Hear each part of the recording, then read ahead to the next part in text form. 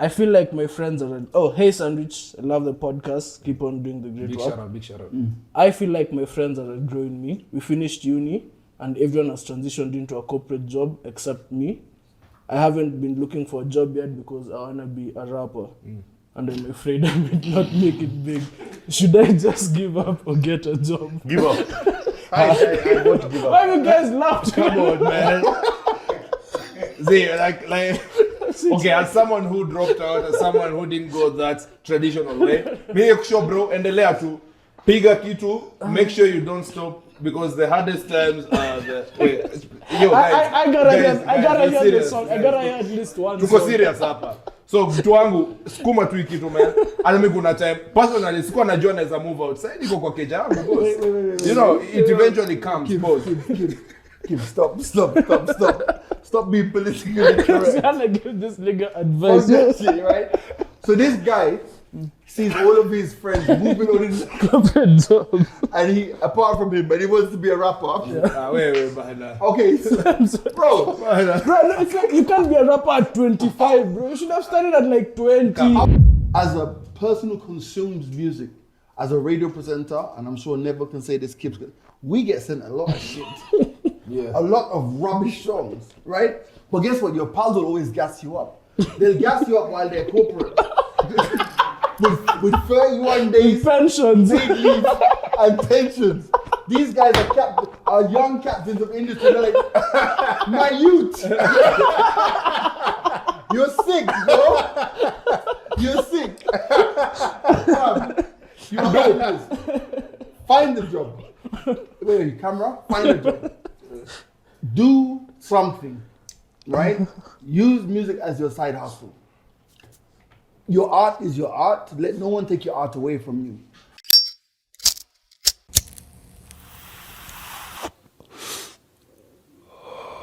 Aspirations, flying high in them private jets. Mada kumada beat lazima kaa ibada. Si niulize mbona nimenyanya, si unajua niko juu ya shada. Cool. Drink champs. Yes. Are we filming? Yeah. Are we started, yeah? Oh shit. Yeah, mine is apple juice. Yeah, welcome back to another episode of the Sandwich Podcast. Ina ni kali, hii ni mbaya. Unajua nimepatiwa challenge hapa niongee English for more than I shall fail. yeah, challenge him to speak English throughout the whole thing. He does speak English on work. ready. For Yeah. like 1 hour max. Yeah. Combined. No. I've come a long way, by the way. He's fluent in English. Yeah. He's like yeah. you. No way. Yeah. Okay, so we're gonna do an English exam in our next video. So, Me versus episode 166. Just Yeah, and we're calling it Sandwich on the Road. Hii hapa ni deadly. Hii hapa ni ile design yenye saa will not be in the studio anymore. Si kila time, but wait. What do you mean not anymore. But most of the times we'll be going outside. Just a different segment. Ku switch up vitu because Paps alilia sana.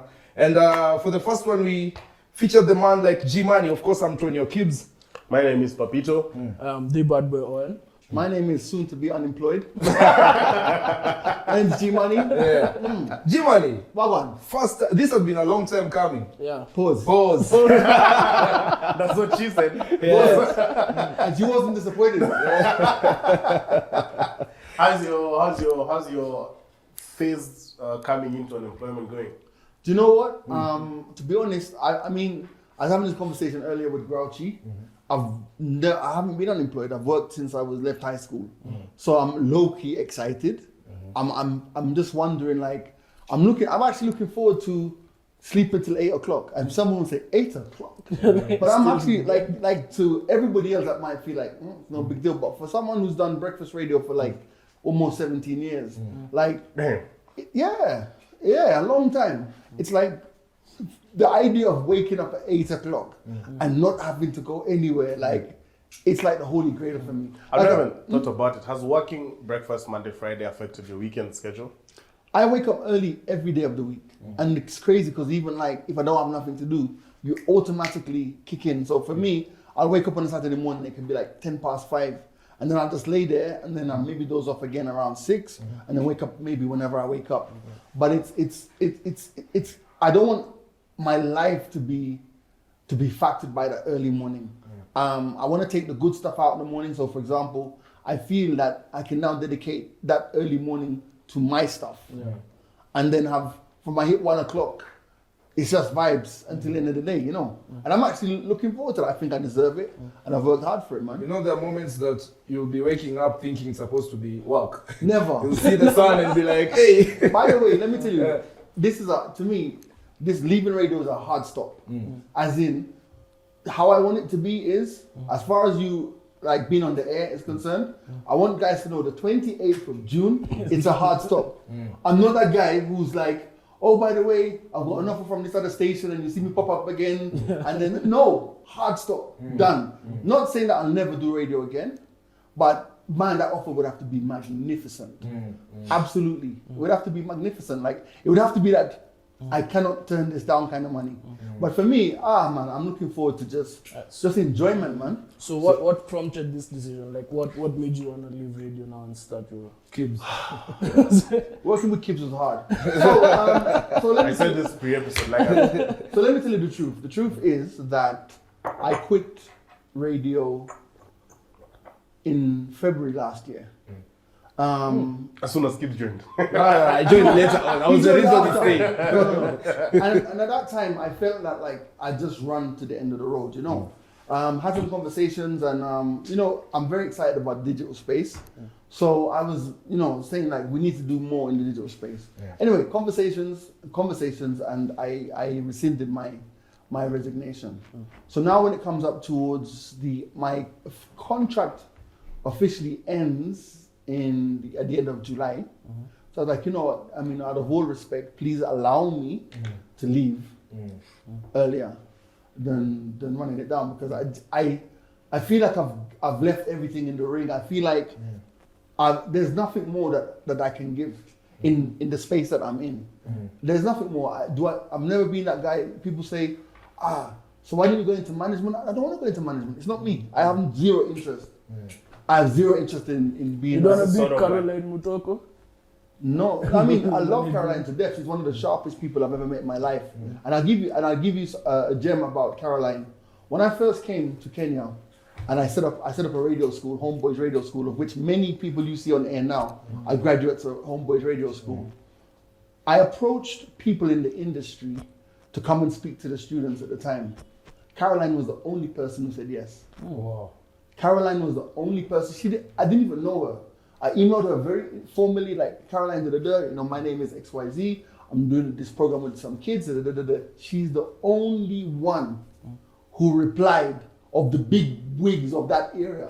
And she came and she spoke to the kids in the heart of the industrial area. So I can never ever forget that. Wow. I never forget that. And I mean, we don't meet as often as we should, but every time we have lunch with Caroline, it's just a riveting conversation. So I have a lot of respect for Caroline. This is going to be like drink champs. Every time you name drop, Yeah, shout out to them. big shout out to Caroline, Mutoko, and the other guys. I don't want to mention but You know what? We'll get there. So let's Yamita, before you go, just to break the ice. By this episode, I know you're wondering why we're in the kitchen. We were supposed to be cooking. Yeah. I feel bad. But you're supposed to cook some Jamaican dish. Yeah, I know, but I'm just because I can see the tired. spices and all Some that. You know. curry. There's nothing in the fridge to just. I've come here Whip up. hungry. I was excited for the food, man. I can't say I haven't eaten in a couple of days. Like niggas are gonna be like, come on. Nah, there's nothing I can drum up real quick. You want some eggs? Pause. We can get some hot water for the drink. What do you want hot water for? Bro, you don't know that's how we do it in Kenya. What? We add Old hot people, water. old people chase their drink with hot water. Yeah, but it's It weird, gets you more high. It's not whiskey. Allegedly. But for me, I'm drinking apple juice, not any other alcohol. You know, I'm a gin guy for life. Big Of shout out course. to Gilbis. Yeah. Of course, well, you are. Yes, you are. Yeah, I You am. are. So we'll respect that. So G, how are you feeling emotionally now? Emotionally, day one, I was confused because, you know, I was saying to myself, fam, I've never ever done anything else apart from radio. Day two, I remembered how rich my family is. And They were like, I won't die. I don't mean that. I'm joking. Day two, I was like, But by the third day, I was like, you know what? This is exciting. New territory. Yeah. So I was easy, man. I'm easy. Not to give anything away, but like what's in store for the future? With like good company. Nothing. What do you mean nothing? I'm gonna go to bed, wake up, see what people who don't have jobs do. The good thing I would say is that for us guys who are creators, or us guys who have helped to facilitate creativity. So we've been doing this for how many years? How old is this? Forever, man. You know. Yeah. So you see the No, thing you guys about. are almost the same age, so us we wouldn't know. So how long have you been doing this podcast? 4 years 4 plus, years. right? 4 years plus. The mic's 5 Almost years, 4 right? years now. Almost 4 years.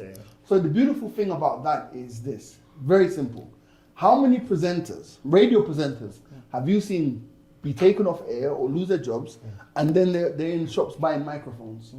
Like, I'm going to start a podcast. By now, the moment is gone. Yeah. Us guys, we've started our podcast 5 years ago, right? Everywhere I go now, no one says to me, "Hi, I love your show." They say to me, "Yo, the podcast, you did this. Yeah. In fact, I mean, even though I speak about leaving radio on air, I gave the exclusive to the banter box. That ended up on the blogs, right? So the point is, we have the power. The power's always been there, but the power for our voice, we have it. So at the end of the day, it's like, okay, gee, you're not on the radio, but hey, when I feel like being on the lockdown session and playing music, I'll go on the lockdown session. When I feel like jumping around all of the different podcasts, if I have something to say, like I've been doing recently. So we have our voice. Our voice can't be taken away, and our voice is owned by us. So we're probably the first generation. I'll take Shout a out. drink to that. We're probably the first generation of guys who are leaving, but are not leaving their voices behind. What's the problem with you? So what's with all this drinking, guys? Like, I mean, I'm not against it, but like, damn. Hold on, by the way, let me ask you, what time does this episode go out? Monday. Sunday evening. Yeah, 7 p.m. Yeah. Oh, that's fine, that's late. It's drinking time. No, by the way, this is my last shot, by the way. So well, it's not my last one, but it's my last one for now. Because I feel like it's like we're not really looking. Yeah. Yeah, so this is my last shot for now. Yeah. Let's now break down your career. Now that you're calling it quits, sort of, it's almost like a retirement for you, right? Why people use that? Yeah, I'll Almost take that. as the same thing as you like retiring, because you're saying like you want to do your stuff between 8 and maybe midday 1, and then the rest of the day is vibes, which is my dream life. But Is that not how you live right now? I'm a full-time employee and I go to work 8 to 5. In fact, right now I've just left work at 6 p.m. as we record this. These are your most energetic years. Where did all this start? You said you've been working ever since finishing high school. This is 18? I finished high school and I was actually, I finished school late. No. 18. 1897. Oh, okay. 1895. 1895. No, I thought you were asking if I finished when I was 18. No. I actually finished high school when I was 19. Because I was a year behind, because when I transitioned from the UK to Jamaica, they actually put me a year. Were you born in the UK or in Jamaica? Born in the UK. So most people ask me about Jimani, and they're like, "What is that guy? Is he Jamaican, British?" I'm Kenyan. Oh, No, you have a Kenyan passport, okay, but I'm like, Kenyan. So the thing about it is, it's like, well, no. So I was born in London. I went to school in Jamaica, high school in Jamaica. Did primary school in London. Then went back to London, stayed there for a good while, and then I came this way.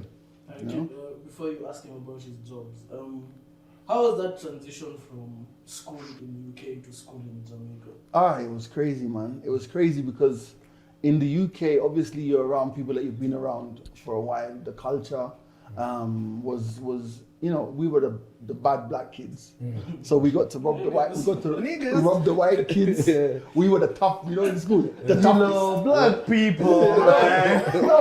So here's the thing. The interesting thing, and I find this so fascinating about people who come to this way from outside. The assumption is you've come from a better life to a worse life. Bro, I grew up in the hood, like as in the HOOD, the hood that you see, Top Boy. yeah. I grew up in that kind of environment. That's the environment I grew up in. I was a teenager during the whole crack epidemic. I had friends who were all shot in. when they shortened was selling drugs. Yeah. So the thing is, when I got back to the UK as a 19-year-old, I was right bang in the middle of seeing all of the friends that I'd left behind. Some had already been to prison, some were out of prison, some were on tag, as you call it, like, you know, when you have a tag.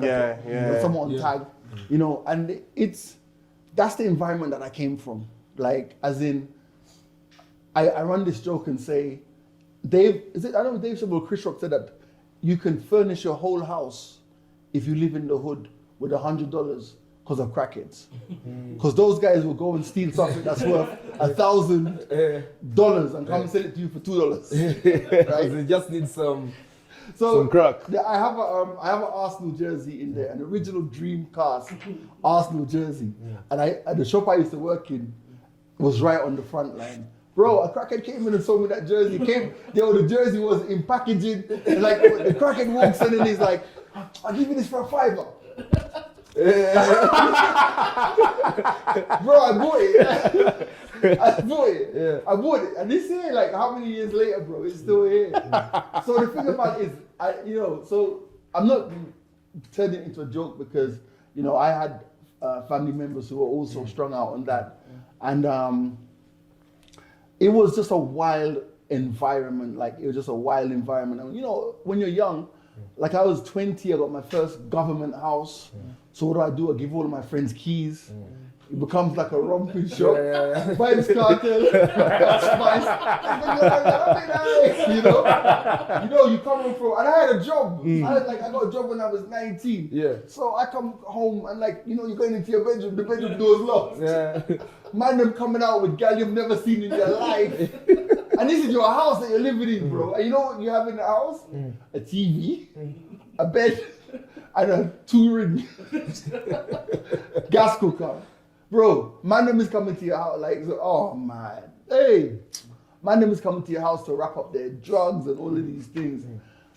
And you're just there because these are your friends, you know? Is life in Jamaica what? That was UK. That was UK, bro. Okay, now, but on the side though, is life in Jamaica how it's perceived to be by the world? Like weed and twerking on the roads, like in the middle of. You see how on Gong Road, when there's traffic, there's guys doing acrobats. Right. When there's traffic in Jamaica, girls that twerking. Guys, I found some munchies here, boy. It's nothing like that. Like growing up. Can I open M&M's on set? Growing up in Jamaica was nothing like what? Shorter.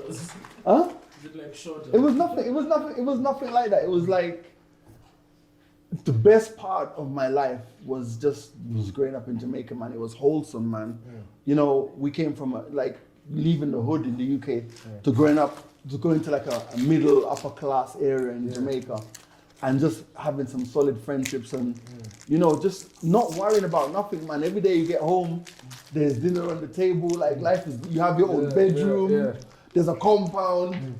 It's wild. It's like, you're like, wow, so this is different. So, G, I want to take you back to Dogo, where guys were selling drugs, coming to your house. How come you never did any of this if you didn't, that is? Allegedly. How come you never... So here's the thing, and I can talk about that, and I can talk about it very, very honestly. Me, if there's one thing I can tell you, man's a coward. Like, these are guys who had been to jail. These are guys who had been to jail, bro. They were battle scarred, you know. For me, I've just come from a middle class house in Jamaica, like, wow, this is wrong. So for me, it was like, bro, I know better. Do you know what I mean? So the fact that my friends were involved in it, and that, you know, I was around them being involved in it. See, I had a job. I had no need to be in there, but you know, as humans, these are my guys. Yeah. You get me? So at the end of the day, like when I think about, bro, there's a time, I remember I had a car. And I lent it to one of my friends once. And I remember he brought the car back. And I'll never forget this. He's still around. Bro, the guy brought the car back, yeah? So back in those days, I used to wash my own car. You know, it's like your first or second car, you're proud. Bro, Imagine I've gone into the glove box and found like £3,000. What? This is like in the 90s, like Crazy. 2000. And I found like £3,000 in my car. So I'm racking my brain and I'm like, When did you ever even touch this what? kind of money? Then I remember, I'd give him this guy my car. I called him, I'm like, yo, did you leave something in the glove box? And he's like, oh, damn, I forgot. Bro, this is like 2 weeks later. Yeah.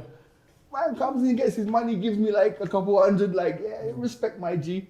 And the thing is, it's like, that's how it was, man. Man, they was holding some proper money. But for me, like I said, I was a coward. Like, I was a coward. Like, these guys had been to jail, they'd been out of jail, they were doing their thing. So, Do you know where half of them are today?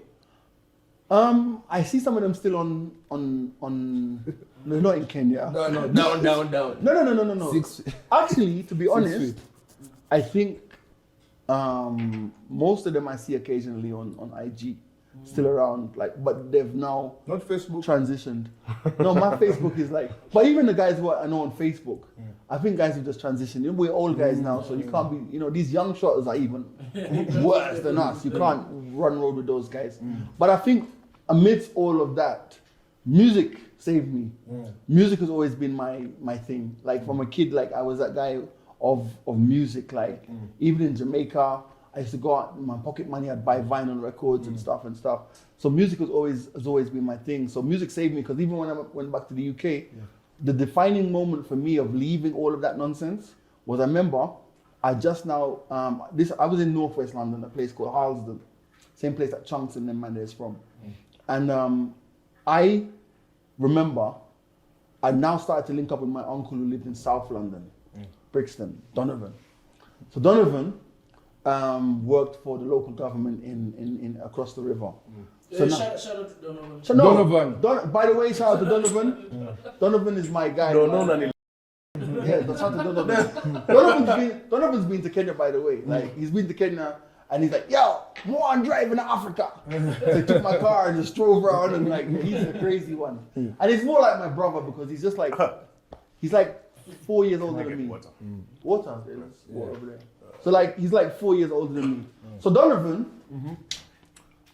introduced me to a sound system, some sound system guys. Can you hear me? Yeah. Guys, Can you? yeah. Introduced me to some sound system guys who now allowed me to play their sound system. Sorry. Sorry. Thanks, man. Sorry. It's real, we're tripping over shit. It's like, Yeah. I've broken the light. I'm sorry, guys. Yeah, it's real. That's now. Yeah. This is Come, now why come, we are come. doing this, huh? So Come fix this. Black Mamba. See, it's flashing police colors now. You have no PTSD. I'm sure most of your pals were. Now that before you go Into on the music. Donovan story, when you guys were coming, when you had your house and guys were coming there, made a romping shop. Were guys getting head at that time? Getting head. So you want to know? Was head available crack. those years? So- Calvin asked the exact same When did head question. start? Who started giving For head? crack. Who sat down and said, "Wait, let me suck it"? Like who came up with that idea? You know what's Well, that's actually a funny question. So actually, head was invented in 1937 When you were 5. in Israel. Yeah, but the first person to give out head was Now, the A first, freaky. that is a secret. the Yeah, first it was person to get head Yeah. must have been. I Imagine going to tell your friends. I promise you guys won't But believe you me. know, you guys watch Drink Champs, yeah? You know Noriega Yeah. was a rapper. Nori. Nori was a rapper, like a big rapper, right? In one of his songs, he goes along the lines of "I'd rather get head than have sex." Like that's one of his the lines of one. I can't remember what song. It will come to me at some point. I don't know. I think that like I don't know who invented it, who has the patent or the copyright, but I think that it's like it's. But the real question was Gillette invented before head? I know, bro. They must have used. Yeah. Niggas in the 70s. No, because think about it this way. Imagine you're going to give a baby head. This baby has never heard of Gillette a day in her life. Or even, because waxing started the other day. Like, it's a new thing, right? So, G. hold on. Let me ask you. First When you were giving head first before. time you did it. Why are you assuming that I've done it? You know, in Jamaican culture, in Jamaican culture, that's looked down on. Like, you can't walk around and say, I eat pussy. But you're an outlier in the graph, right? How do you know? How do you know?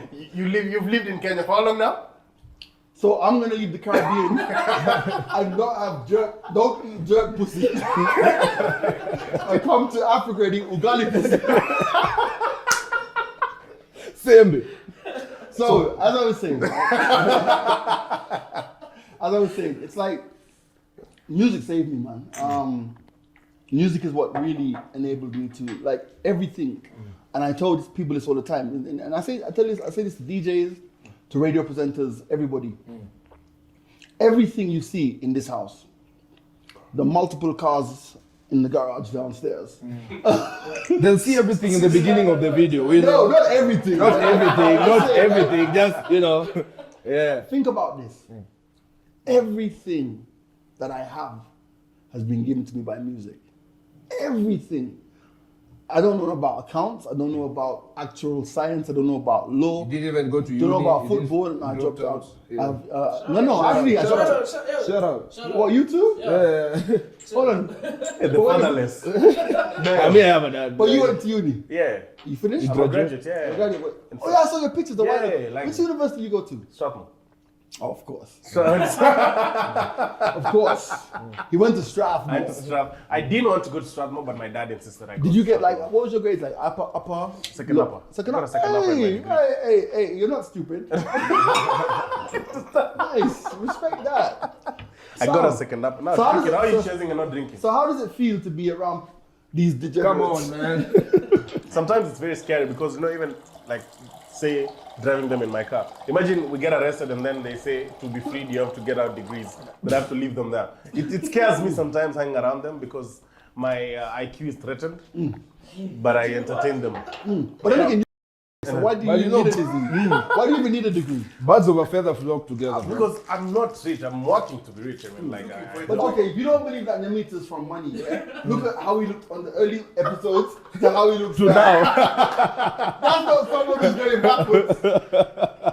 because I'm working, guys, I've been employed for the last 3 years. A full-time employee who goes to work diligently and duly Tell so. them you have a pension now. Actually, I'm As a matter of fact, by the way, Arsenal, can I swear? Yeah. I Oh, don't definitely. fuck with this nigga. This guy's wasting your time. This guy's like, let's pod. Secretly, he's like, I'm a pension. No, and I go to, I mean, my salary, I get pension. You get gas allowance? No, but I do have a, what's it called, allowance in my salary. Commuter allowance. Hold on, let me see. Hold on. I'm gonna swing around on my chair. Who has healthcare? Kibbs does. I do. Kibbs is employed. Well, but, you know. I You know what I mean? By the grace of God. Even when I'm employed, bro, I get paid like every other 2 months. You see, like, but then sometimes, I mean, obviously, there's things that I've gotten I was gonna say something really by virtue of like having a dad. So you know how you know the new song like I have a dad's number. you know the, If you know, you know. the Central C song with Lil Baby the other day. Ban for ban. Fuck that. Let's go that for that right now. Power. Okay, let's go that for that. I can call my dad right now, and the man is gonna pick up before. Let's see who can call the dad and pick We up. can all call our dads right now. We see who's gonna. G- Yeah, let's all call our dads. Does the dad have a phone? Let's all call our dads right now. I Let's bet. do it. Let's do it. Aya. Nyamita, you'll start. You gotta put your phone on loudspeaker, yeah? Call your dad No, right should I- now. Should I call my real dad? My step? No, you're real dad. Are you ready? Your real dad. Who's going first? Nyamita, you go first. Because You go first, we're sure No, he'll. let me go first. Okay. That's One down. Okay. 1-0 for the 1-0. father. For the 1-0 yeah. Call your dad. Okay. On speaker. Oh, I call him daddy by the way. So. What's the? Skiza to you. Hasn't picked up, bro. Dial 11 for 1 shilling and Yeah. Daddy. Uko poa? Nilikuwa nakusalimia tu. Sawa. Okay. Told you I'm a dad. So I guess it's like 2-0. Yeah. Oh. Well, It's me, Sarah. I feel like I'm about to be defeated. what am I supposed to tell my dad though? Just what I'm saying. No, that's your dad. You should know. Sema dad. Sasa? Uko poa? Niko hapa hata na marafiki wangu. Niliwaambia nikikupigia simu wewe utashika ama baba zao atashika. Tuko kwa podcast yetu. Baba wa kids. Baba. Sasa acha nakupigia baadaye. Yes. Hey. So wait. So that's 3-0. To fathers. Okay, I'll give a disclaimer. I'm using WhatsApp. My dad's out of the country, so let's see. Hey. Well. Pops. Guys, it's on calling. It's not even changing to ringing. Nah, this is a disappointment, bro. So the only guy with a present dad is the one who isn't picking up. Guy. Damn. What? I lost the dad for that one. When he calls me back, I'm gonna record and then send But it to you guys. I didn't really call my dad. I have no idea. I called myself. But you know, it's funny when you talk about dads, right? Because sometimes I think to myself, would my life be different if I had a relationship with my dad? I don't think it would be. I don't think it would be that different because I feel that I don't feel like if I had a dad who was active and stuff, I probably wouldn't even be here. You know what I mean? Probably be doing some boring ass shit somewhere else. Yeah. Maybe because my dad was corporate. In fact, guys. How do you know? See, I know my dad. That's what you wish to. Alright, do you guys want a true story? Yeah. The full story? Yeah. Give it every podcast I go on and giving them an exclusive. You know, it's like you're doing a podcast tour right now. Yeah. By the way. So here's an exclusive relationship with my dad. When I was born, when I was a kid, my mom died when I was 4. Right? My dad contacted my grandma, who's my mom's mom, obviously, who was in Jamaica. I'm like, yo, well, your daughter's gone. Paid for my grandmother's fare to come to the UK, right? So my dad was never present, but like birthdays and Christmas, my grandmother would take us to my dad's house. So we used to go and see my dad. Then fast forward, I went to go live in Jamaica. When I came back to the UK, I reached out to my dad, we met up. In fact, when I got my job, November 1991, I got a job. I went to my dad and said, by the way, I've got a job in an advertising company. Those days you had to wear suits and ties, I didn't have shit. He gave me money to keep myself out. The beef that I have with my dad is this. In all of my interactions with him, he never once said, how's your bro? He never once said, which is his son. He never once said to me, Conrad, how is Simon? That's my brother. The reason I carry that is because my mother died in childbirth, having my brother. So my mom died, having my bro, who I always talk about. And I see this nigga, and not once do you say to me, how is this little nigga? I was the kid. Nah. And that was it. That was 20 odd years ago. So it's not like I don't know my dad, we never spoke. But for me, carrying my grandmother's legacy. So does that mean for the first 4 years he was there like every day? I'm 4, I didn't know. I have no idea. But the fact of the matter is, for me, and for you guys and kids know, the relationship I have with my brother is like that. And the fact that this little nigga never once, and I found it weird. So I was just like, you know what? Thank you for the money for the suit. You're weird. Delete number, move on. And that was it. And then years later, Years later, more exclusive. Yeah, another one. Yeah, another one. Another one. Years later, there's a cousin of mine who somehow is still friends with my dad.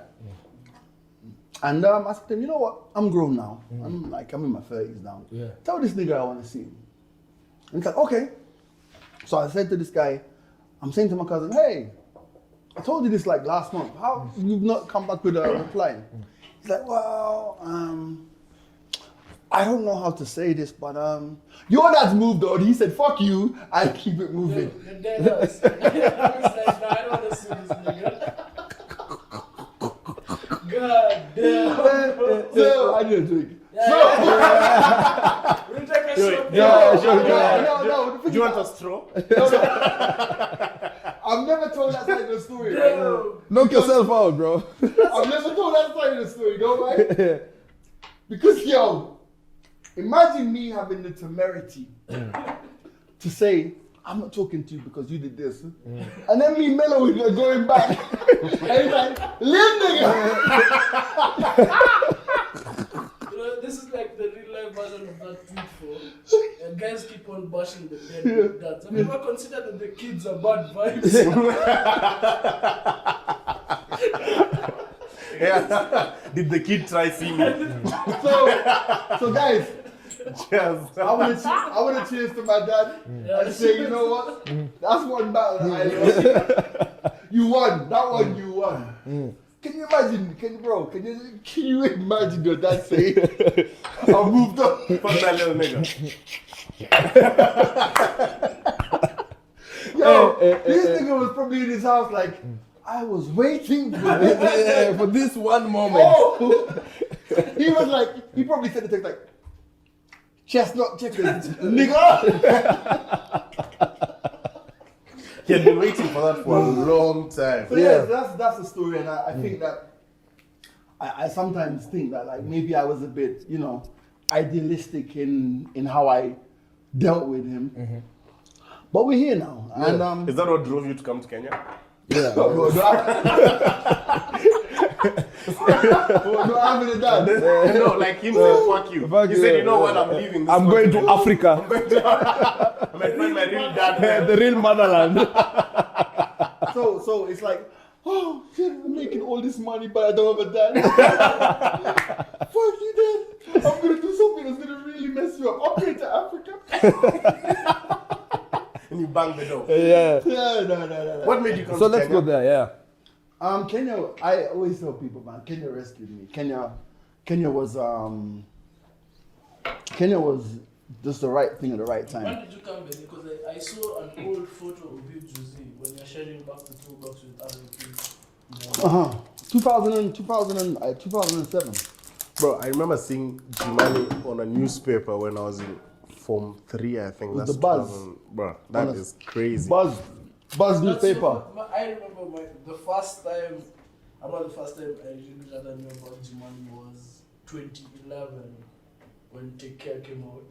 Which one? Take Care, Drake. Oh, Drake. Okay. Yeah, and then he played the whole album. The whole album. I remember Yeah, that. that was like the best moment in radio to me. I saw you on a newspaper and I was like, who's this nigga? He looks so old. And now I know you're still old. Like, bro, when have you been young?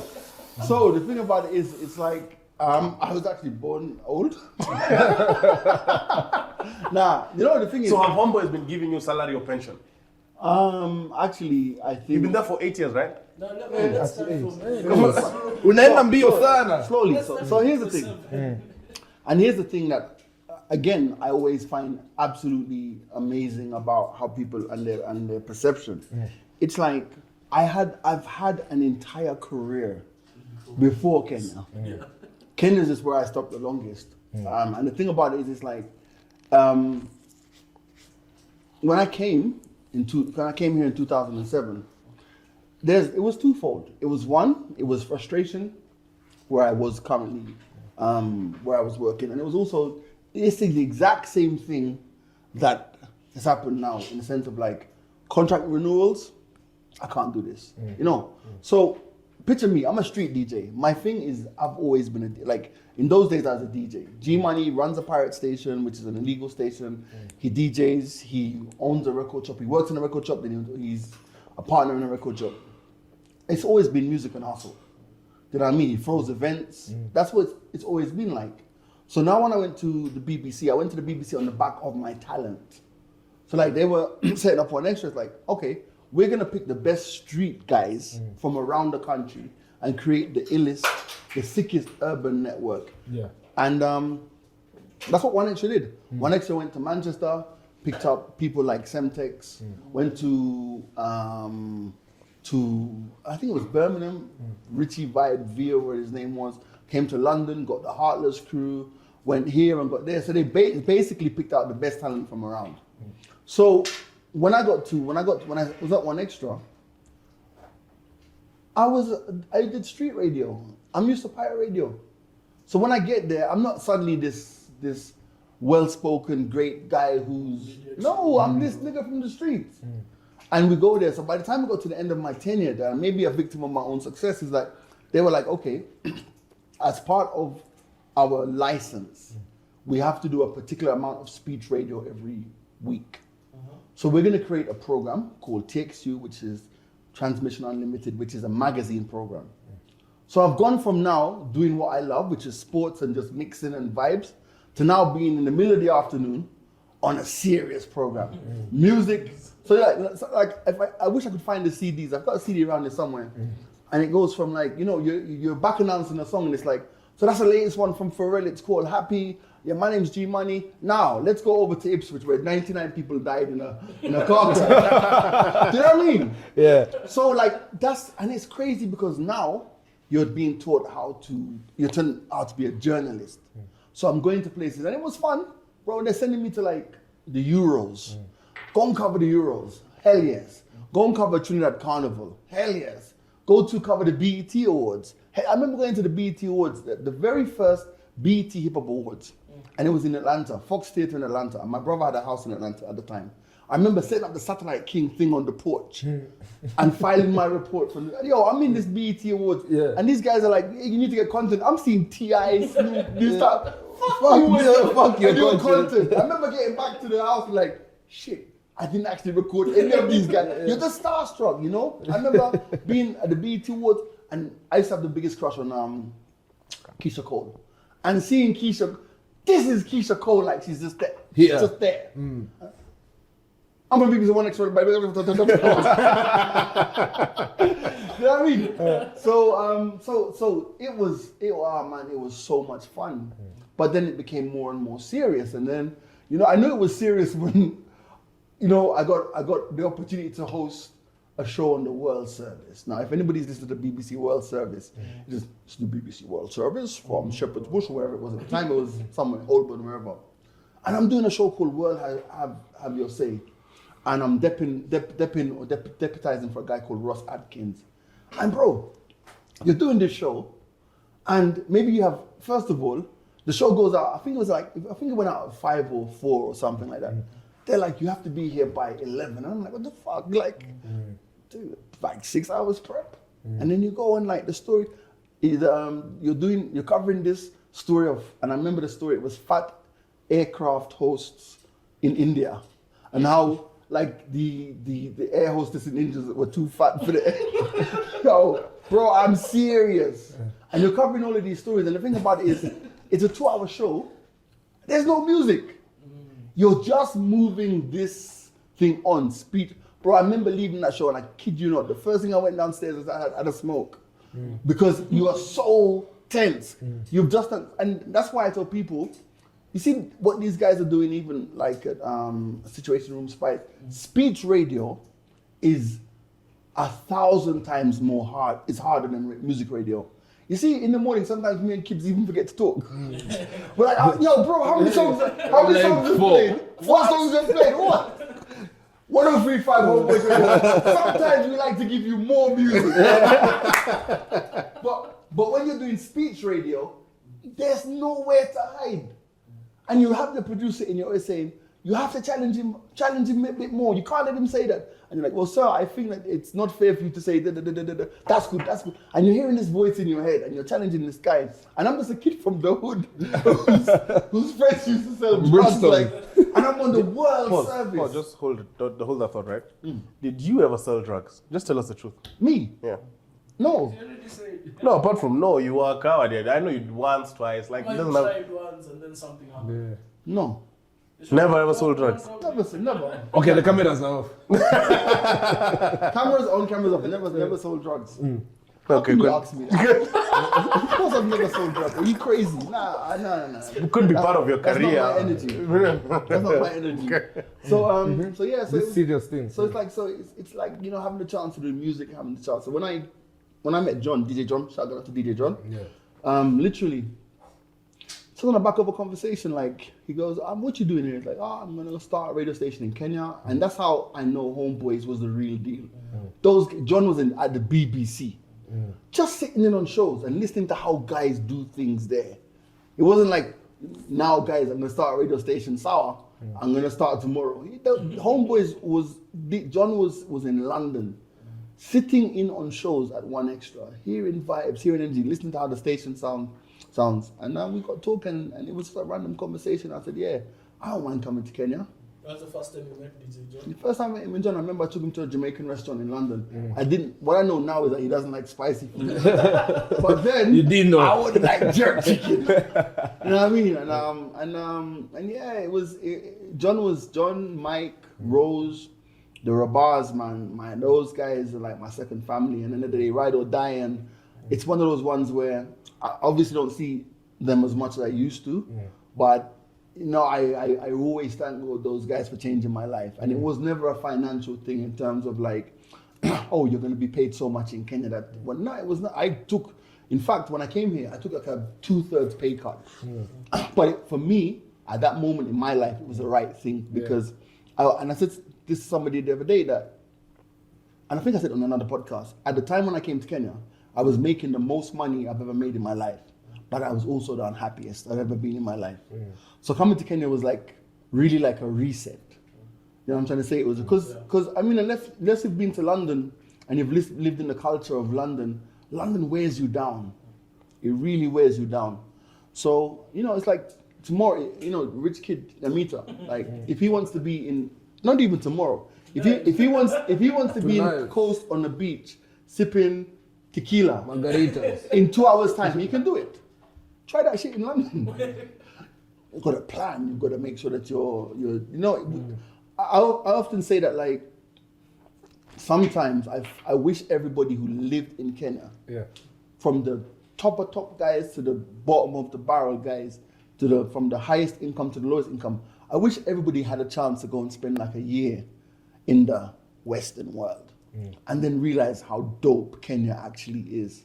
Like, I travel, and like I used to travel when I first came. I used to travel for 5 weeks, 6 weeks, but then I realized that when I travel, bro, after like 7 days, 10 days, I miss the madness, man. Like, you know, you're in Amsterdam, you're walking along the canals, and people are biking, and people are like, it's an orderly. There's an Apple store. Fuck this shit. I want to go back to Kenya. Like, what is this nonsense? You want to be scared to lose your phone in town. What is this civilization? Again, there's just something. There's something about Kenya that I feel that, and we speak. I always say we speak from a position of privilege, but there's something about this place that it pulls you in, man. And at the end of the day, like, Was it easy for you to adapt once you came here? it wasn't easy to adapt, first of all, because things were very different. Like, you know, and like I said, when I left the UK, I was making the most money I'd made in my career. And, you know, I came here with a very Western mentality. So, you know, I came here, it was like changing clothes 3 times a day, designer this, Prada shoes, latest everything.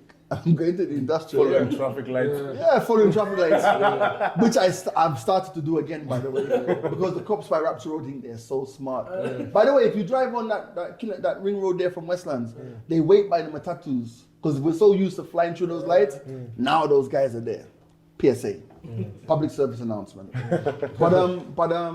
But yeah, it was hard to adapt, but there were some great people. Michael Shearer.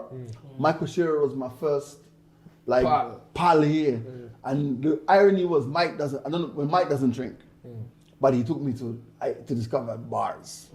So he was like, well, you know, I live near to a bar called Tamasha. God bless Tamasha. Because Tamasha was so close to Upper Hill that like I could go to Tamasha on my own. My gosh, Tamasha was the first place where I really was there. And they used to have a little DJ there, big up DJ Saint, he was there. True story, Minor Kageni and Shafi. So Shafi used to live in Upper Hill. Name drop. Big shout out to Mina and Shafi. Minor and Shafi, right? So, Wanataka kunimaliza wo. right, so, true story. So Shafi used to live in Upper Hill. I used to live in Upper Hill.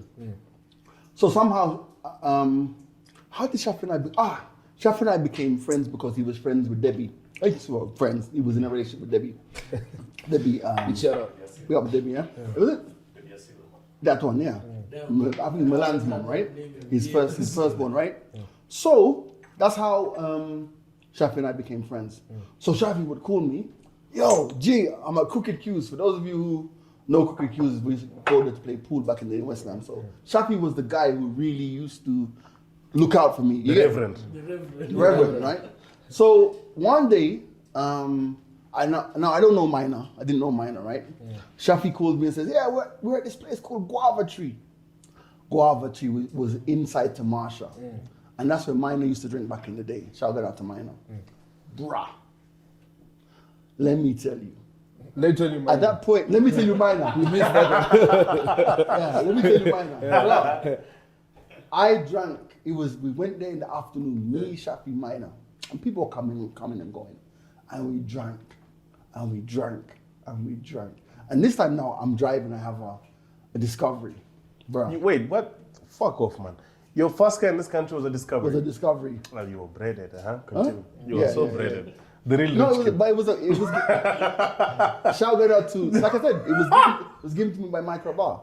So like, he's giving me discovery, right?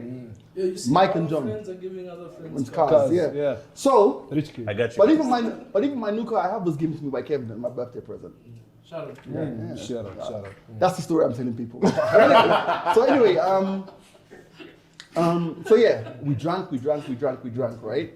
Bruh, shout out to Mike Oshera, who lived just nearby. I remember I had to call Mike and say, bruh, I don't know where I am. I don't know how. I don't know how I got there, but please, come and get me. Come and take, like, bro, come and please. Just come and drop me to my house. So Mike, shout out to Mike. Mike came, drove me home. I can't remember if he took the car and went home or there's no Uber those days. I don't know how he got home, but I know he got me home to Upper Hill. And from that day, was more than 15 years ago, Minor, every time he used to see me, hey G, when are we going for a drink? I'm like, never, nigga, never. And down to last week when I told him I'm leaving, he goes, now you can drink. I'm like, fuck you, I'm never drinking with you again. It will never happen. Shout out to Minor, man. So, But are you shocked with the drinking culture in Kenya? Because you know Shocked. in Britain, you are shocked because you know you have licensing laws in Britain. Yeah. You have them here as well, obviously. But like a bar will close at like 2:00 in the morning. So like when my friends, the same friends who used to say to me, "Why are you going to Africa?" When they came to visit, they're like, "Yo, nigga, this shit dope." Like y'all can drink like, bro. Shout out to Charlene White. Oh shit, is that another name drop? another name drop. So Charlene White was Charlene White. I don't even know how I'm going to do my own podcast. No, be clapping. That's what I've been saying. Like, Name drop, bro. Let's trade it. So Charlene White was I think, to give her accolades, probably the first black female newsreader in the UK to present the news at 10 or news at 9. Like she's a trendsetter. She's still on TV now. She's one of the top newsreaders in the UK, right?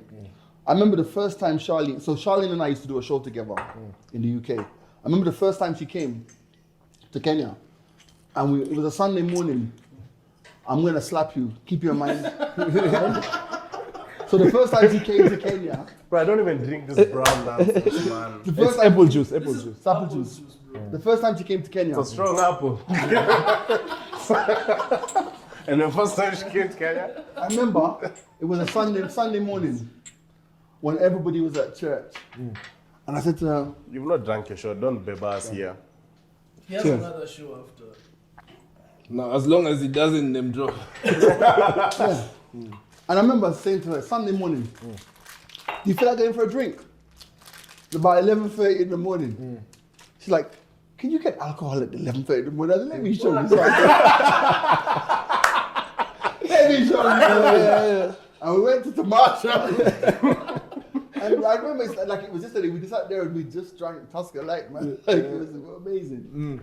So yeah. That's Now, it. G. Okay, yeah. So, because I'm still on that Kenya type of vibe. So when you came to Kenya, there were all this drinking, nini, and the most common thing is how people get robbed and all that. When is the first time with the encounter We've been robbed. with being robbed? Either your phone, pickpocketers, and everything. Then you're like, damn, I'm really in Africa. I've been robbed twice. And both times phones. The first time, so when I came to Kenya, I've always had two phones, by the way. So when I came to Kenya, I had an One iPhone. for the drugs, and that's the one for selling drugs. I had an iPhone because iPhones were new then, and I had a BlackBerry. But BlackBerry was the king. Like BlackBerry was everything in those days. Yeah. iPhone was a toy phone. So I remember I got a new BlackBerry. Safaricom launched the BlackBerry Pearl. Small, it's like 7,000 for it. It was okay. Those times, yeah. And I bought this phone, and I had my old BlackBerry from the UK. So there's me going to Resorts in Westlands one Thursday night to DJ, and just by where the oil Libya, the Ola is now, being on the phone like, hey, window down. Hey, so by the way, I'm on the way to the phone gone, bro. And I see a man just like that running down towards Westlands roundabout. Now, for those of you who've ever been snatched while you're in the car, you can't just leave it. The violation, bro. Like, and the crazy thing, let me tell you how life has changed. The craziest thing, I was able to replace the SIM card the same night. How? Because somebody in Resorts was selling SIM cards. Bro, they had a stand like a Safaricom M-Pesa stand in Your Resorts. marketing fell off, bro. Bro, I replaced the SIM card When the marketing same was marketing. night, bro. Because this is before all of the know your customer and all the regulations. What year is this now? It's like 2008. How like you said the phone was like 7,000 then, right? And that was like a new phone launched by then. When you go out to DJ, do you remember the first gig you did in Kenya? How much did they pay you? Wow. Because I'm trying to think about the money analysis at point. Like, how easy is it for you to get a new phone? Did it stress you? 7K to 8 is about Hey, like 20, boy. 20, 30. I mean, I don't even remember because the first gigs I did were by accident and they were station gigs. I don't even know if I got paid, to be honest. What's the earliest you remember being paid for playing at a club? True story.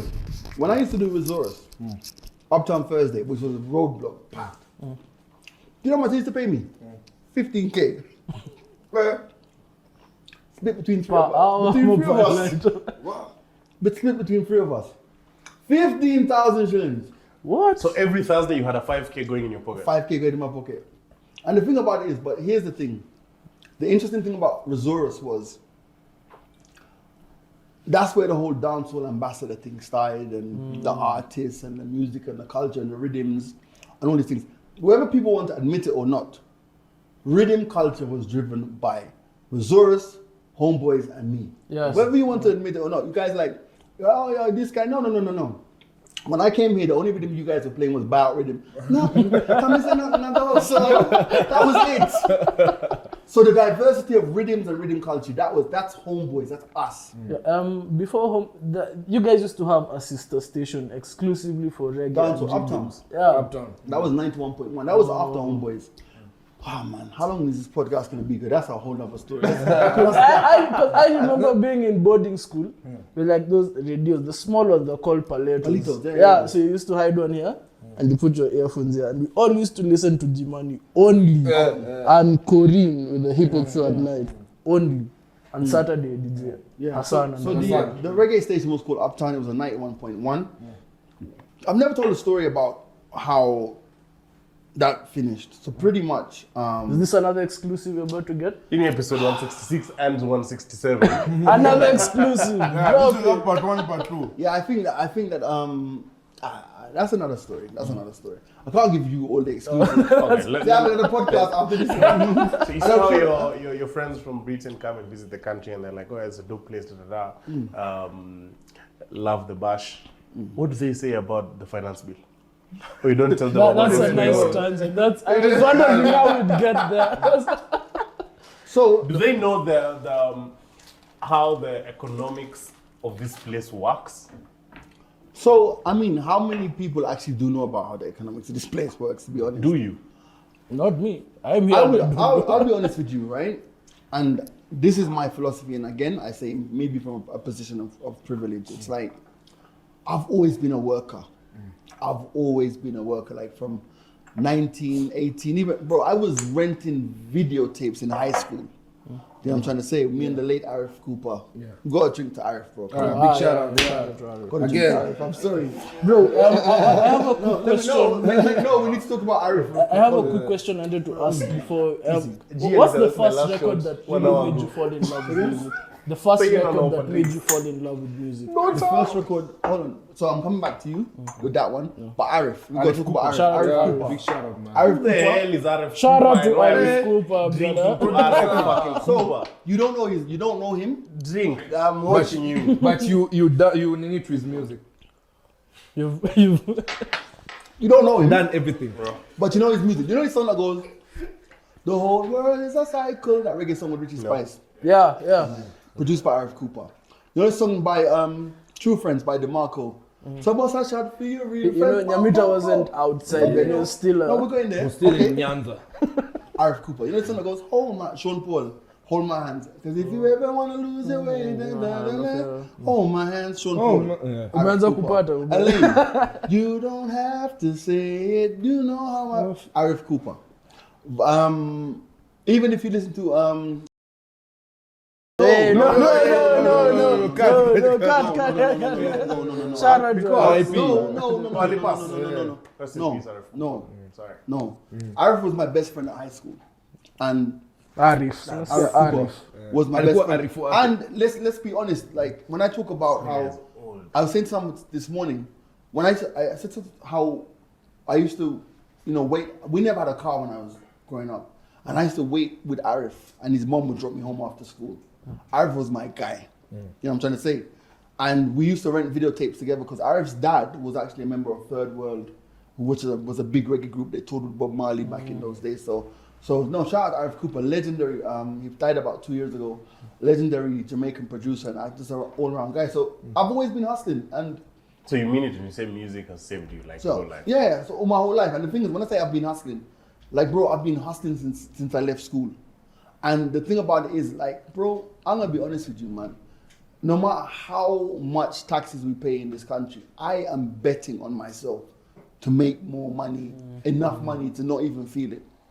That's my vibe. Shout out. Put me anywhere That's the on, mentality. as Jay-Z says, put me anywhere on God's green earth, I'll I'm triple triple my my worth. worth. It's about work. It's like if there's a athlete, and I want to big him up right now, Tyson Juma.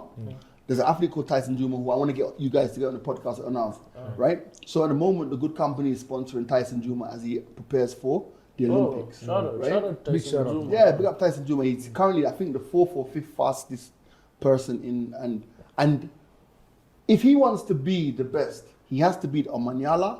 He has to run faster than all of these guys. Otieno, who's ahead of him, right? That's how I look at life. I don't care what you say.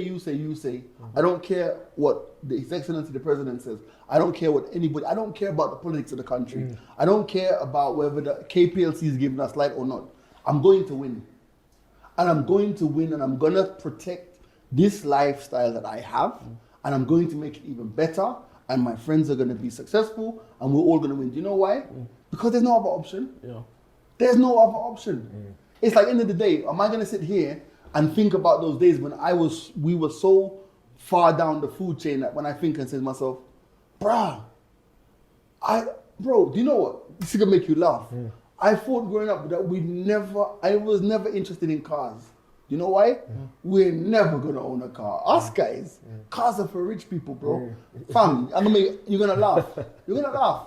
I used to look at the remote of like a smart TV, like all of these buttons, and like in the early days of these big screen TVs, I think to myself, I don't need to know what this thing is gonna do, because for me, I'm never gonna own a TV that's like that. And those are the things that I've driven, man, over all of these years. The buck stops with you. You can, and I know this is not a self-help group or motivational, but the fact of the matter is you actually can do anything you want to do. You have to imagine it. You mentioned earlier on about how does it feel to retire. I've not retired, for one, but guess what? When I think about it, my grandmother took us to Jamaica. She was 54 years old when we went to Jamaica. My grandmother was born in 1931, the 25th of April, 1931. When she passed away, she would have been 2012, so she would have been 81 or something like that. Something along those lines, right? Big shout out. Rest in peace. Right. Well, guess what? Now that I think about it, I look back. She'd be like 95 today, right? If she was still alive, right? And her sister's still alive, as you can see in one of those pictures. We'll highlight, bro. 97 years old, right? At the beginning of the video. When I think about it, when my grandmother took us to Jamaica, July 1986, right? She would have been 31 minus 86 is what? She should have been 54. 54 years old, right? When we went to live in Jamaica, my grandmother never worked a day of her life. So technically, she retired when she was 54. 54, yeah. Isn't that beautiful? Yeah. She sat in her yard,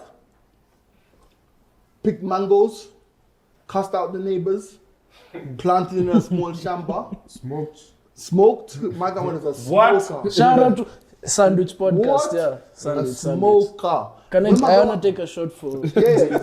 when my grandmother passed away, I wanted to throw a pack of cigarettes in the grave, and they said, no, it's disrespectful. I'm like, you pussies.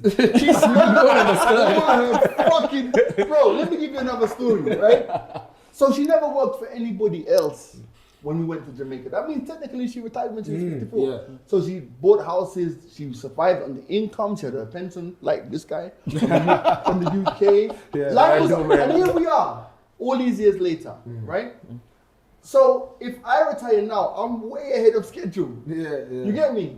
And I'm not retiring, but if I was, that's got to be the target, because guess what? I never want to be that guy who's like, when I get older, I'm going to go to Brazil. Fuck that, you're not going to go. If you didn't go when you were in your 30s and 40s, you are not going to go. So do it now. Do it now. What is the point of being rich and 70? I'm serious. Can't even I fuck. can't Even fuck that. Can't hire the Let me tell you, escort you want. Dave Chappelle, when he performed in Kenya. You went? Yeah. He was talking about Joe Biden and how old Joe Biden is. And he says, you know what he said? I don't know much about your politics. I don't know much about your president. But I'm sure he fucks. That's what Dave Chappelle said. That's what Dave Chappelle said on stage, right? Bro, think about that shit. Bro, imagine you've worked all this life. You've worked hard. Sandwich Podcast goes on to be the biggest podcast on the universe, on the planet. And you're chasing this thing till you're 70. You're 70 when your knees are shaking. You have a pacemaker because you've eaten badly all your life. You haven't been to the gym. And now you're going to say, now is when I want to go to Brazil. Fuck you, you're not going. The furthest you're going is Tika. Or Kisumu. Fika. So that has to be the goal. Don't think, I've never thought about the retirement age being 65 or 70. Because what are you doing with your life when you're 65 and 70? You should be sitting down and having some young chick play with your balls at that age. Like, what the fuck? My granddad died when he was 82. And he had a side chick. Bad man. Bro. A real bad dog. A real bad. Let me tell you, right? I can't remember, what's her name again? She used to come out the house, turn, not the first right, the second right, down. Oh, what is it? I can't remember her name, right? And you think my grandmother didn't know? Of course she knew. When my grandmother died, when my granddad died, you know what my grandmother said to me? I'm glad that nigga didn't die at home.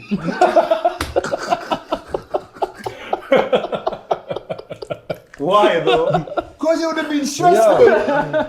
Kupanga mambo ya nini My funeral. granddad died in the village. Like, he's like, oh, I'm glad this nigga died. Can you imagine him collapsing in his house and I was having to call an ambulance? Carry him. On that thing for being old. I'm trying to say to you guys, listen, and like I say to you, is this like, for me, leaving radio now, man, it's the most ideal time. Bro, I can still go to the gym, bro. So this is the perfect time to tell people, if you're thinking about it, please go to Diani in July. Jimani is going to be performing Yes. at Summertide. So At Summertide. Big shout out to Casey, for the man. 5th and the Summertide. 6th of July, there's going to be the Summertides in Diani. So make sure you're there. Old. I'm trying to say to you guys, listen, and like I say to you, is this like, for me, leaving radio now, man, it's the most ideal time. Bro, I can still go to the gym, bro. So this is the perfect time to tell people, if you're thinking about it, please go to Diani in July. Jimani is going to be performing Yes. at Summertide. So At Summertide. Big shout out to Casey, for the man. 5th and the Summertide. 6th of July, there's going to be the Summertides in Diani. So make sure you're there. Shauri yako kaona hata. G amewambia. And then think If you want about to get money in your 60s to go Diani, you will To not go, to how are Diani. you going to Diani in Bro, your 60s? and check this shit out. Like, let's look at the Summertides lineup, right? Okay. Let's look at the Summertides Grouchy, lineup. Canada. Unajua hapa ndo name Bro. dropping. Oh, So no, I'm not drinking. No. There's TK. You know this guy? TK. Yeah, for content purposes. Which country is he from? Right. Kenya. Yeah, he's From Kenya. There's Joe and family. There's myself. There's Wait, John Falme. Yeah. And then next is DJ Balo. There's Balo. Oh, not right? DJ, but Balo. There's Grouchy. Grouchy. There's Canada. There's Miss Micah. There's all these people, right? Yeah. There's Malonza, TM, Malonza, Casey, fam. Sant, bro. Imagine. Suraj, UG, Andy, Eta, Andy, Mr. yeah, Hughes, big shout out to Case, Andy, Vansa, M, Mr. Zibig, Chippy, Daffy, and Gold. bro. Aye. So here's the point, right? Here's the point that I'm making, right? All 90% of those guys who are DJing are probably 20 years younger than me. But guess Probably. what? Probably 20 years younger than me, if more. For sure. If not more. That right? definitely, yeah. 100%. But think about it, yeah? Even as the older guy on the bill, you know I'm going to fuck it up. Yes. Definitely the best. The dancehall the best ambassador. dancers. But bro, put that into context. Think about that life, bro. Think about that life in the sense of, guess what? I'm still living the dream of that 10-year-old in 61 Bishop's Way, Northwest London, Church End Estate. Life's good. Yeah, man. That's amazing. I'm shout done, out, by the big way. shout out, big shout out. I'm done. Big shout out. Can we finish the podcast now? Yes. Of course, in the Oh, last 5 minutes. before we go, G, so there's something we usually do on our show. We ask guys to send us their dilemmas, and we try and solve them the best way we can. Okay. Last So 5 minutes. since it's Pride Month, guys were coming out a bit to our pose. So last week's dilemma was this guy said he was straight, but he had sex with a guy. And then after having sex with the guy, he was like, never again. So he was asking us if he's still straight or gay. We were like, and then he was trying to blame the devil for him being gay. We were Right. like, no, that's you and God, man. So today's dilemma. And then let me look for it. Yeah. So of course we're in the last 5 minutes. Of course Najua enjoy the episode. Make sure you hit the like button, subscribe, share to your friends, man. Ini kitu ingine tumetoa Hey, by the way, what's exclusive, the man. right way to eat Oreo? Because You have to separate them. You have to, right? Lick. Yeah, lick may them, lick pause. it. I'm not Jamaican. I lick it. so, what's the dilemma? And then you see it has two sides, pink and brown, and then you put two fingers. Sorry. What the hell? Umseni nani, man. Sorry, I'm sorry. The guys love Nyamita in this Nini. They're like, oh, no. Yeah, guys like this guy. I don't know why. Because he's rich. He's a rich kid. Yeah, probably. Yeah. I mean, money talks, man. I wish they told us about Oh, it. Nyamita. thank you guys that have Wait. find this podcast. We still have our dilemmas. What's up, bro? I'm in the house. I'm filming. Just come, yeah. I'm in. You meant. Pops, not there's up one in, here for you, but Kileswa. I'll send you the address, yeah? Alright, cool. Sorry, guys. Umeipata? Yeah, I'm looking for the best one. You know how whenever Kevin wants to motivate you, he's gonna tell you that story about Jimani giving out flyers when you're starting out. Kevin wants to, Yeah, and it's just as Owen looks for the dilemmas. G, I want to give you your flowers, man. Big shout out to you, man. Deserve. You've done things that people never thought would actually happen. I like what? Yeah, a lot. Come on, man. We can't start naming them here with the last 5 minutes of the I can give show. you credit for, bro. You literally urbanized, I would say, modern radio in Kenya. Like urbanized radio, like the whole playing Drake, like a whole album, exclusive music. Homeboys always being diverse, not this.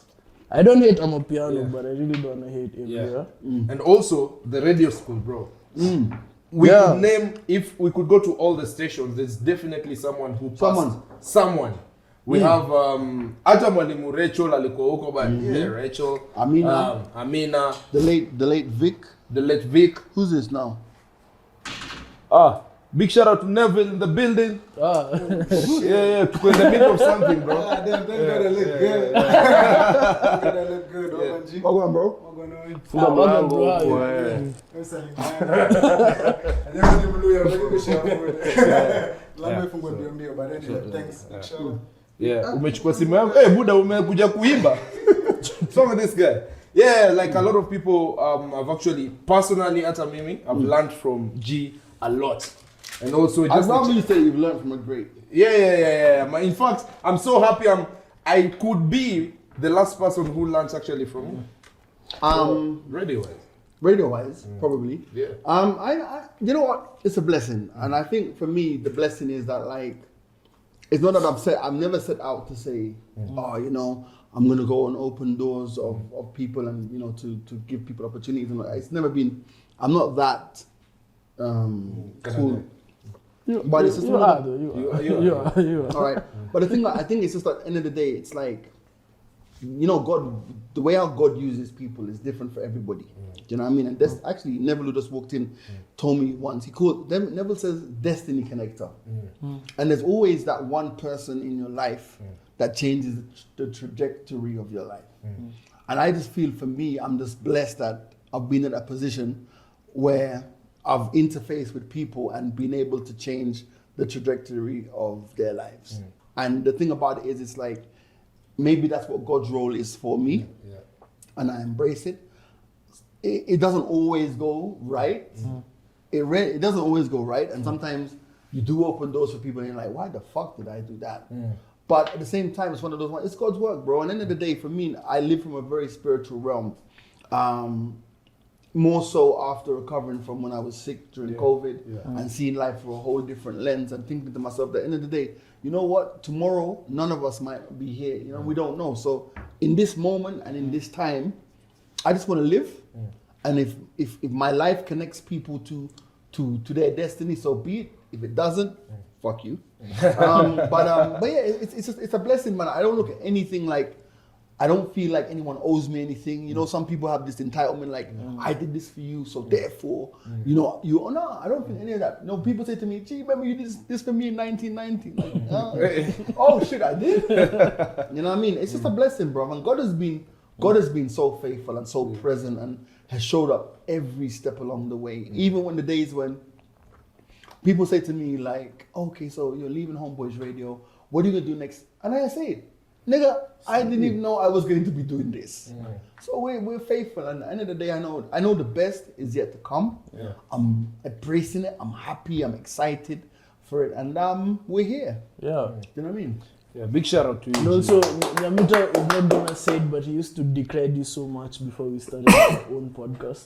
He used to be like, yo, we have to be like Mike's. So like, Want to be better than Mike's. He wanted to be like Calvin so We bad. had to be better than Mike's. Thank God we managed to do that. So I need to ask you a question, right? Like, so from the three of us on the podcast, you chose Calvin.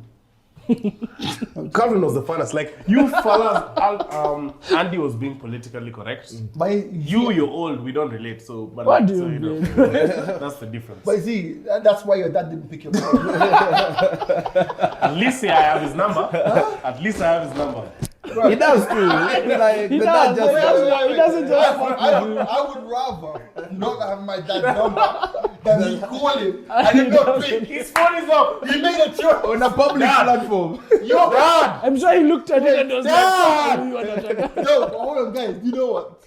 Your dad saw your number and That was the chose. Sandwich Podcast, guys. Thank you so much. Your dad chose not to pick.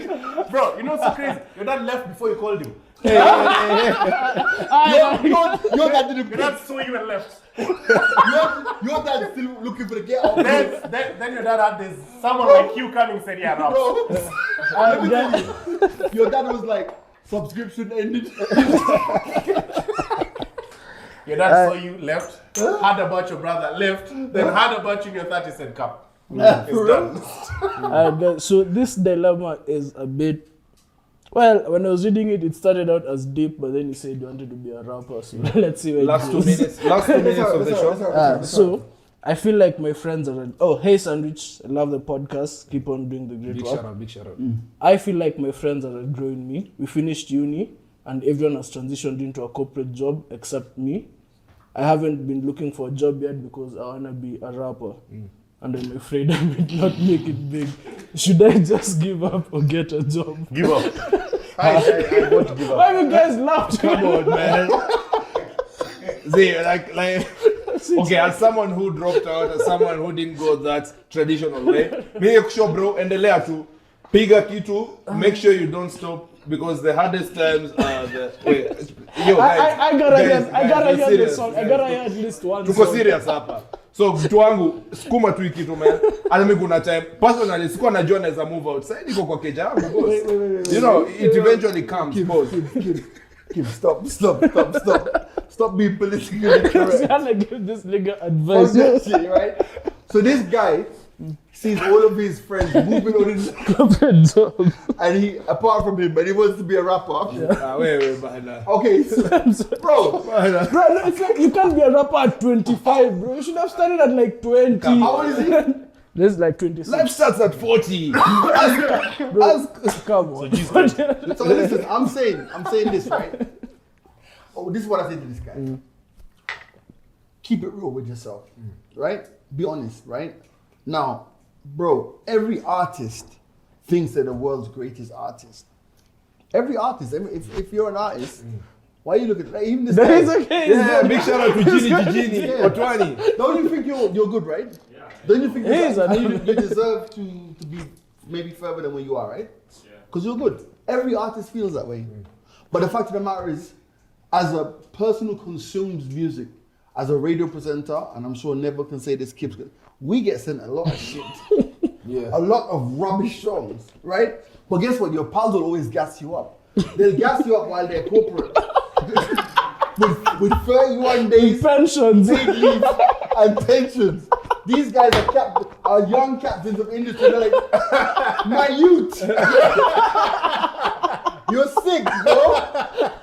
You're sick. You know, find the job. Wait, camera. Find the job. Do something, right? Use music as your side hustle. Your art is your art. Let no one take your art away from you. But bruh, you're gonna look stupid at the age of 35 in a do-rag. As you said that. PCA, you're the PCA. Bro, I'm telling you, no, guys. And this is What's the last stage of being an upcoming? Anyway, life starts at 40, boy. what I'm saying is this, right? And I say to this kid, seriously, fam, find something to do. Because the music industry is harsh. It's like football. There are so many guys out there who play ball every Sunday who are ballers, but they'll never make it to the KPL or the EPL. The point I'm making is, As G-Money finishes. find your hustle, and you, like Saturdays and Sundays, evenings, weekends, go studio, finance yourself, build yourself, and maybe you'll have a hit record, maybe you won't have a hit record, but keep trying, but find something to sustain yourself, because one thing I can tell you is the same friends who are around you moving on and they're elevating themselves, they're the same friends who are going to leave you behind. Yeah. Hey, word. Na tunaifunga hivyo mazee, That's actually tumwambia the the last best, kila the kitu. best advice we could Yeah, man. G, thank you so much for letting us Thank you, know. thank you. Man. This Yeah. episode means a lot to us. Yeah. We're not gonna show it, but You know, we want to shoot this in Yeah, one of our bro. kitchens, but the only guy who has a better kitchen is Pops. And you know why? But he's a rich kid. But he's Guys, thank you so much. This has been the Sandwich His Podcast father said episode no. number 166. Fuck you. It's the dadless niggas who allowed. But His father didn't pick up, so we had to come here. Bro, do you know? Namita called his dad and said, was about to say, Dad, can we film in the house? Dad didn't pick. Thank you so much. My name is Pops. The only fatherless kid in the father. My name is Imani. Black D, Black Diamond, and ukipenda Tunio Kims, man. We're Yeah. episode 166. Whatever the number. Ah, Thank you yeah, so much what for unasahau? listening. if you wanna see more of Jimani, Kwaheri. of course, you can catch him at the mics are open. The Which we're Good filming in Company. like 5 minutes. Yeah, shout out to the Good Company production, same family. This is like the big Yeah, this is the family, the bigger family. Bro, have we drunk all the alcohol? Yeah, we have. I Thank you guess.